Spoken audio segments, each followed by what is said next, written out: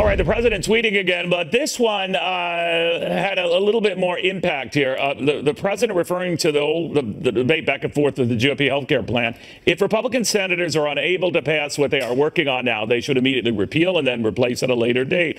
Now, I can swear that's what my next guest was talking about when he was last here a few days ago. I'm talking about Kentucky Republican Senator Rand Paul. Senator, good to have you. I imagine he's heeding that call. Well, you know, he and I have discussed it, and I think he's open to it. And I think we're at an impasse. You know, the bill we have isn't really repealing Obamacare, but now it's being sweetened up with a lot of federal spending.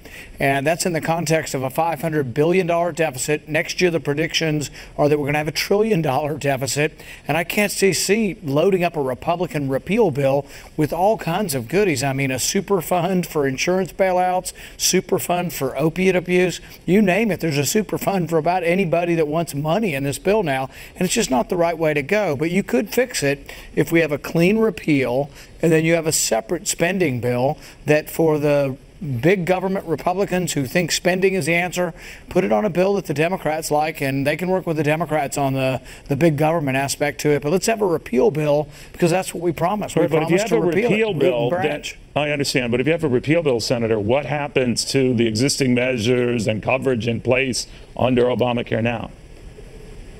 I think what we do is we try to honor our promise to repeal it, and we'd repeal as much as we can get votes to repeal. Right now, last time we tried to repeal Everett, right? It was every Republican senator but Susan Collins of Maine, if I recall. Right, and I think we could do that again. And it repealed most of the taxes. It repealed some of the regulations, and it sunsetted the subsidies and sunsetted the Medicaid expansion. But we don't really go nearly half that far now with the new repeal bill. In fact, the new repeal bill, at the last time I was notified, has an insurance bailout fund. It was $110 billion. They now have increased it to $180 billion. We were at $2 billion for opioid abuse. Now we're at $45 billion. My understanding from talking to people, we appropriated money last year for opioid abuse. They haven't spent what we appropriated last year. They cannot yet figure out where to spend the money, and now we're going to have a super fund. So, I mean, this has gotten crazy. I think if we separate the bills, let's just honor our promise. Let's repeal Obamacare. It's very complicated to fix it. Let's work with the Democrats on the fixing part. But on the repealing part, let's get it done. I'm sorry, sir. When would you work on that part? Because it's obvious that there's broad-based support, almost unanimous among Republicans, for repealing it. But waiting a long time to find a replacement, and I guess going on to taxes, it could be problematic too, I think you could do it concurrently. Really? In fact, I think in the next 3 weeks you could present two bills: one that repeals it, or as much as we can agree to, and the other one that has a bunch of spending programs on it could be on the S-chip bill. This is a form of Medicaid for children. It goes through usually overwhelmingly. If there are spending proposals, put it on that bill. But let's keep the repeal bill a repeal bill. But what are those spending proposals? Are they a new health care act, or how? What would you call them? Well, what it would be is it's a reauthorization of a program, but it typically has unanimous support from Democrats, and it'll get half the Republican caucus. So you'll probably end up being able to pass spending bills separately, but you could do it concurrently. In fact, you could do it the same day.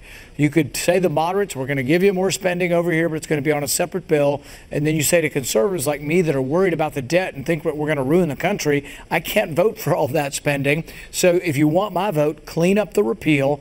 Don't put all the Christmas ornaments and billion-dollar goodies on it. Just give me repeal. And if the Democrats and the big government Republicans insist on Christmas ornaments that cost $45 billion and $180 billion, it'll be on a different bill that they can do with the Democrats. But you could do them the same day. And then, well, you could. I don't know. A lot of stuff that seems easy, Senator, doesn't happen. I mean, but the one thing I did have to, what would happen then to all the taxes in the Affordable Care Act? Because one of your colleagues, actually several, have talked about hanging on to the 3.8% surtax on rich folks.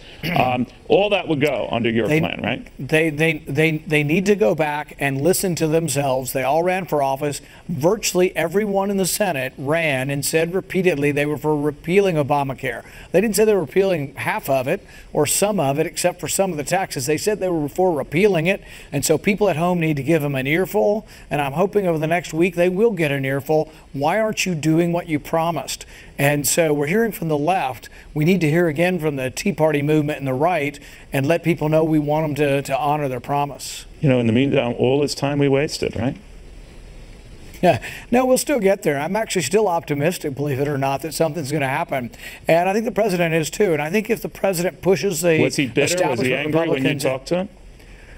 No, we had a great conversation, and I think he wants the same things I want. I think he has a conservative vision for the country. But this is what he originally wanted to do.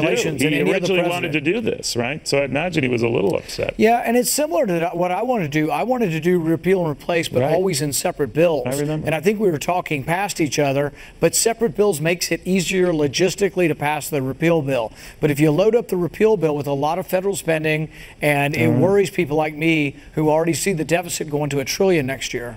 All right, Senator Rand Paul, thank you very much on this very busy news day, and you contribute a lot to that news yourself. Thank you, sir. Very good seeing you.